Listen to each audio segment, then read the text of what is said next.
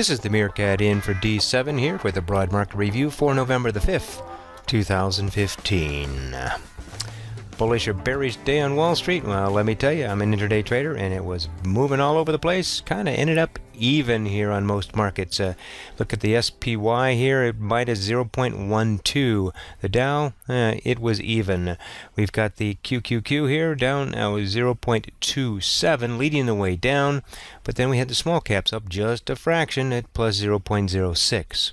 Look at bank, however, plus 1.34. Wow, that's very bullish.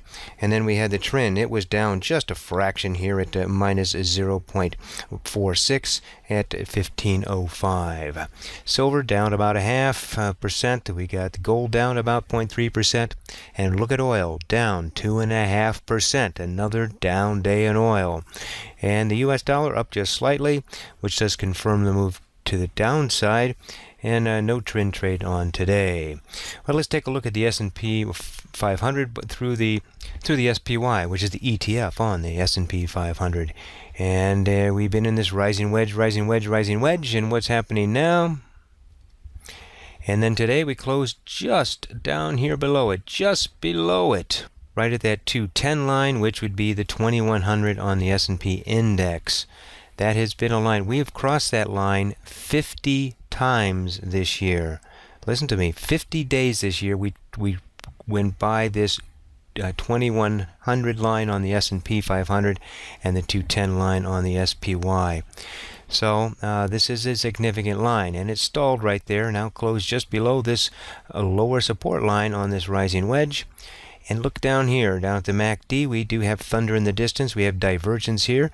We're getting higher highs, but we're getting lower highs down here.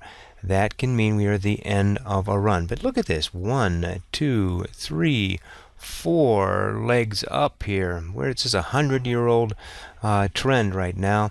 It's starting to get pretty old. Could mean we're going to roll down, so keep yourself protected. Here at the on the DIA, same thing, rising wedge. It closed right at that support line, just short of 180 here, which has been a line of support and resistance before.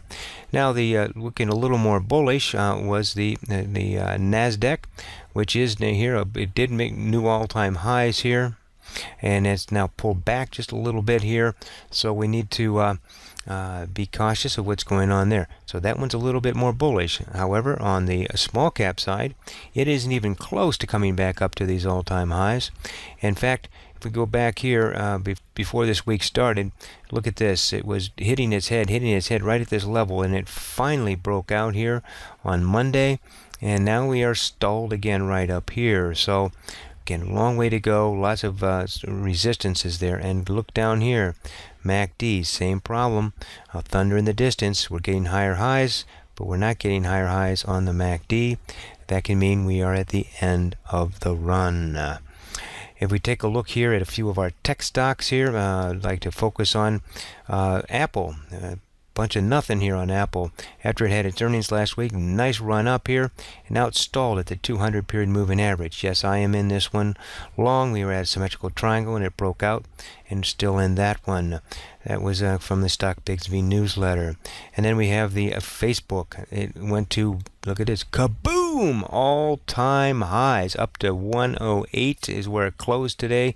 It was up over 110.50 at one point, and so it had a great day today, as it had great earnings. However, earnings can be pretty brutal on a company too. Take a look at QCOM. Bam, down 15% here at close on its earnings. Boy, it just got cremated. And another one that got cremated was FEYE, FireEye. Bam, down 22%. That's right, down 22%. And look at the volume on that. Boy, we made some money on both of those today as they were running to the downside. We were nice and short, so someone else's pain was our gain for sure today in FEYE and QCOM. This is the Meerkat here. Now, how do you become a consistent winning trader? First step, develop a trading system that works for you. Second step, develop the discipline to follow it. Trade well.